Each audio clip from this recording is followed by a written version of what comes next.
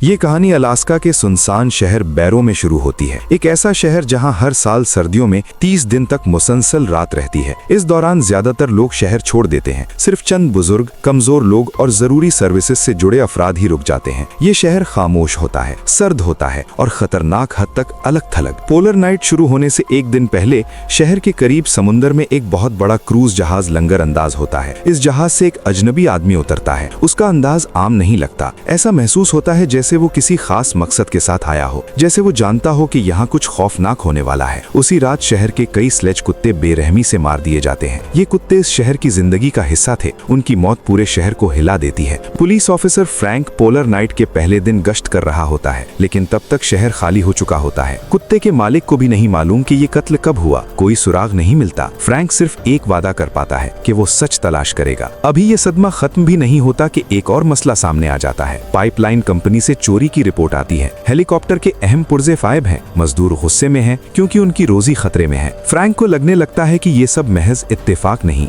इसी दौरान signal station से इमरजेंसी कॉल आती है। एक स्टाफ मेंबर बताता है कि उसने दरवाजे पर दस्तक सुनी। जैसे ही वो चेक करने गया, बिजली बंद हो गई। टॉर्च लेकर बाहर निकला तो उसने एक स्याह साया देखा, मगर वो अचानक गायब हो गया। अगले ही लम्हे उस पर हमला हो जाता है। हमलावर इंसान नहीं थे, वो तेज थे, वहशी थे और उन्होंने उसे जिंदा खा लिया। फ्रैंक एक पब में गश्त के दौरान उसी अजनबी आदमी को देखता है जो क्रूज जहाज से आया था। उसका नाम एंडर है। वो वेटर को हरासा कर रहा होता है और कच्चा गोश्त मांग रहा होता है। उसका रवैया खतरनाक लगता है। फ्रैंक उसे पूछगछ के लिए ले जाना चाहता है। इसी लम्हे सूरत हाल बिगड़ जाती है, मगर एक बंदूक एंडर के सर पर आ जाती है। ये बंदूक फ्रैंक की साबिका बीवी स्टेला के हाथ में होती है। वो फायर डिपार्टमेंट में काम करती है और आखिरी फ्लाइट मिस होने की वजह से शहर में फंस गई है। एंडर को पुलिस स्टेशन ले जाया जाता है। वहाँ फ्रैंक की दादी और उसका छोटा भाई भी मौजूद होते हैं। लोग मामूली बातों में उलझे होते हैं। उन्हें अंदाजा नहीं होता कि खतरा उनके बिल्कुल करीब है। अचानक इनमें से एक शख्स को किसी चीज ने अंधेरे में घसीट लिया। उसकी चीखें गूंजती हैं,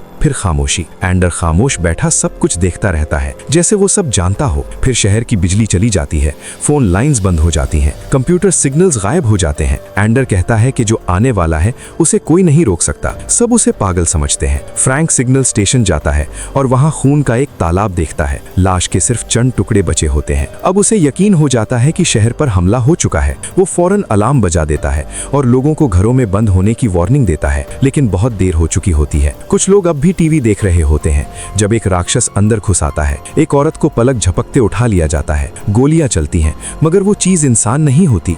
उसे गोलियों से फर्क नहीं पड़ता। फ्रैंक एंडर से दोबारा सवाल करता है। एंडर सिर्फ एक बात कहता है, सब खत्म होने वाला है। अब ये सिर्फ बका की जंग है। 30 दिन की अंधेरी रात, एक कटा हुआ शहर और वो मखलूक जो इंसानों को शिकार समझती है। यहाँ कोई हीरो नहीं, सिर्फ वो लोग हैं जो अंधेरे में जिंदा रहने की कोशिश कर रहे हैं और रात अभी खत्म नहीं हुई। स्टेशन मुकम्मल तौर पर तबाह हो चुका था। इसी लम्हे वॉकी टॉकी से एंडर की खौफनाक हंसी सुनाई देती है। फ्रैंक को फौरन याद आता है कि हेलेन और जैक अभी स्टेशन में थे। वो और लिसा बगैर वक्त जाया किए वापस दौड़ते हैं। स्टेशन पहुंचकर हकीकत और भयानक निकलती है। जैक और हेलेन गायब हैं। फर्श पर खून फैला हुआ है। फ्रैंक गुस्से से एंडर के पास जाता है और पूछता है कि ये सब क्या है। एंडर सर्द लहजे में कहता है कि उन्होंने उन्हें छोड़ दिया है। फिर वो फ्रैंक से उसे मारने की भीख मांगता है। लिसा के रोकने पर फ्रैंक खुद को काबू में रखता है, मगर अंदर से टूट जाता है। इस वक्त तक तकरीबन 20 राक्षस शहर में दाखिल हो चुके होते हैं। वो खुलेआम कत्ल कर रहे हैं। गोलियां उन्हें नहीं रोकती। जितना ज्यादा हमला किया जाता है वो उतने ही वहशी हो जाते हैं। भागते हुए फ्रैंक और लिसा दोबारा उसी पब में पहुंचते हैं जहां एंडर को गिरफ्तार किया गया था। वहां फ्रैंक को उसका भाई जिंदा मिल जाता है, मगर हेलेन को राक्षस खा चुके होते हैं। अब ये वाजे हो जाता है कि यहाँ रुकना मौत को दावत देना है। हुजूम में एक मुहाजिर लड़की बताती है कि उसके पड़ोसी के घर में एक अटारी है जिसके नीचे छिपी हुई सीढ़ी है। सबको वहां पहुंचाने के लिए फ्रैंक और लिसा बाहर जाकर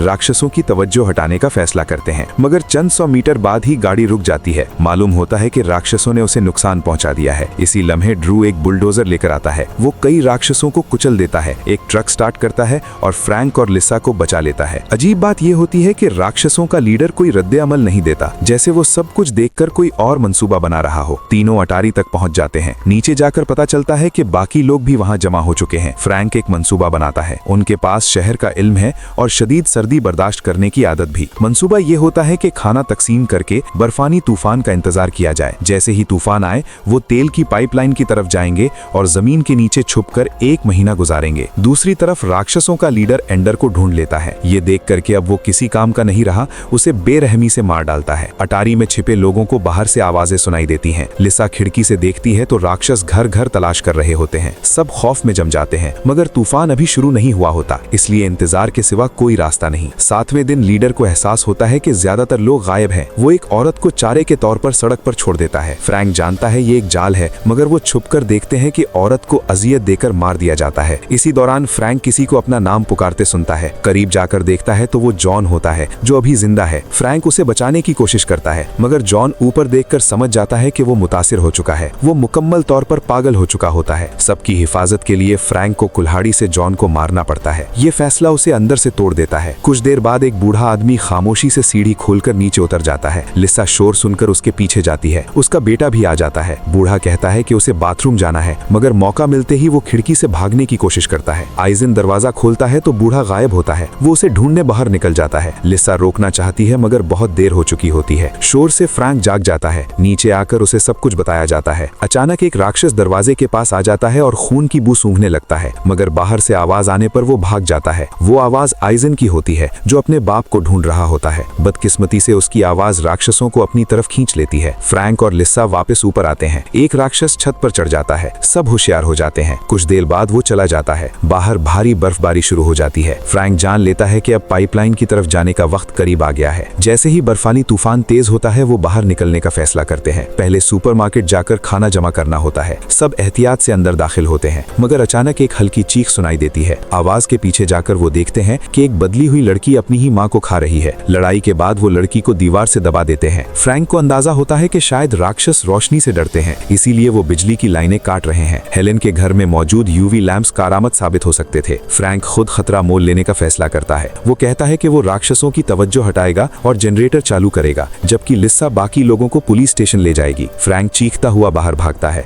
और राक्षस उसके पीछे लग जाते हैं। वो जनरेटर ऑन करने में कामयाब हो जाता है। लिसा और बाकी लोग निकल जाते हैं, मगर एक राक्षस उन्हें देख लेता है। एक आदमी मौके पर ही मारा जाता है। बाकी भागकर पुलिस स्टेशन पहुंच जाते हैं। इधर फ्रैंक हेलेन के घर पहुंचता है। यूवी लैंप्स उठाता है और दरवाजे के पीछे छुप जाता है। कुछ ही देर में राक्षस आ जाते हैं। लीडर मादा सबसे पहले अंदर घुसती है। जैसे ही वो दरवाजा खोलती है, फ्रैंक उस पर यूवी लाइट डालता है। अब तस्दीक हो जाती है कि वो अल्ट्रावायलेट रोशनी से डरते हैं।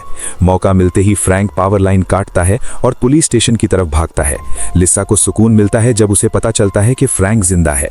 इसी दौरान ड्रू वॉकी टॉकी पर फ्रैंक को बुलडोजर की तरफ आने को कहता है। ड्रू बुलडोजर राक्षसों की तरफ मोड़ देता है, चंद को एक घर में फंसा देता है और खुद को कुर्बान करके सब कुछ उड़ा देता है।